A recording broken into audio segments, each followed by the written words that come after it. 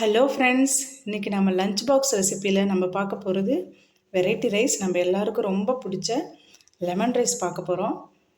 எப்படி செய்யலான்னு பார்க்கலாம் ஃப்ரெண்ட்ஸ். வாங்க ஃப்ரெண்ட்ஸ், வீடியோக்குள்ளார போகலாம். வீடியோவை கடைசி வரைக்கும் ஸ்கிப் பண்ணாமல் பாருங்கள் ஃப்ரெண்ட்ஸ்.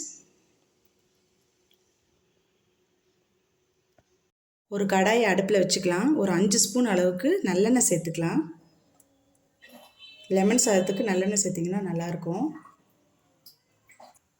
ஒரு 10 முந்திரி பருப்பு எடுத்துருக்கோம். அதை இந்த எண்ணெயிலே போட்டு வறுத்து எடுத்து வச்சுக்க போகிறோம். முந்திரி பருப்பை நல்லா பொன்னிறமாக வறுத்து எடுத்து வச்சுக்கலாம்.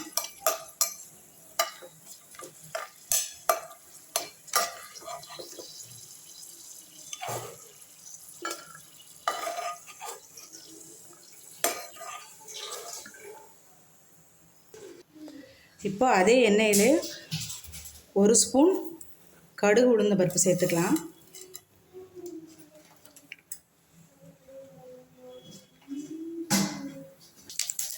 கடுகு பொரிய ஆரம்பிச்சிருச்சு. கொஞ்சம் கடலைப்பருப்பு சேர்த்துக்கலாம். கொஞ்சம் நிலக்கடலை சேர்த்துக்கலாம்.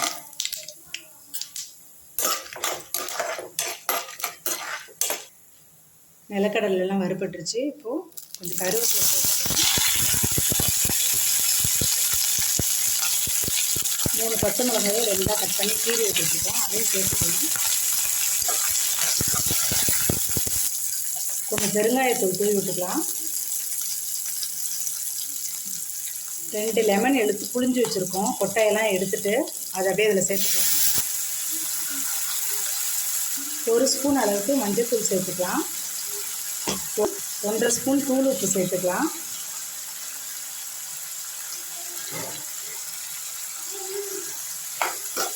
நல்லா கலக்கி வச்சுக்கலாம்.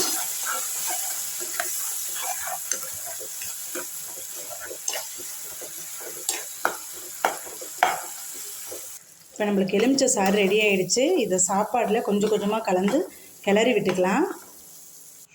சாப்பாடு நம்ம வடித்து ஆற வச்சு வச்சுருக்கோம். உதிரி உதிரியாக இருக்குது. அதில் ஒரு 2 ஸ்பூன் அளவுக்கு நல்லெண்ணெய் சேர்த்துக்கலாம்.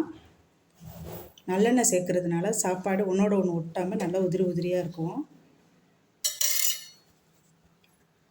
நல்லெண்ணெய் சேர்த்ததுக்கப்புறம் சாப்பாடை லைட்டாக ஒரு கிளறி விட்டுக்கோங்க. இப்போ லெமன் சாறை இதோடு சேர்த்து கொஞ்சம் கொஞ்சமாக கிளறிக்கலாம். ஏன்னா ஒரே தான் சேர்த்துடாதீங்க. சில பழம் வந்து புளிக்கும், ரொம்ப புளிப்பாக இருக்கும். சிலது கொஞ்சம் புளிப்புத்தன்மை கம்மியாக இருக்கும். அதுக்கேற்ற மாதிரி பார்த்துட்டு கொஞ்சம் கொஞ்சமாக சேர்த்து கிளறிக்கோங்க.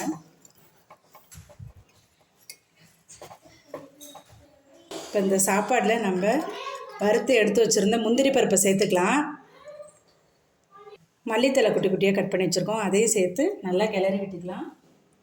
அவ்வளோதான் ஃப்ரெண்ட்ஸ், நமக்கு டேஸ்டியான சுவையான மணமான லெமன் சாதம், எலுமிச்சை சாதம் ரெடி ஆகிடுச்சு. இதே மாதிரி நீங்களும் வீட்டில் செஞ்சு பார்த்துட்டு எப்படி இருக்குன்னு கமெண்ட் பாக்ஸில் கமெண்ட் பண்ணுங்கள். இது வரைக்கும் நம்ம சேனலை சப்ஸ்கிரைப் பண்ணாதவங்க சப்ஸ்கிரைப் பண்ணுங்கள். நம்ம வீடியோவை உங்கள் ஃப்ரெண்ட்ஸுங்களுக்கும் ஷேர் பண்ணுங்கள். இந்த வீடியோவை கடைசி வரைக்கும் பார்த்த எல்லாருக்கும் ரொம்ப நன்றி.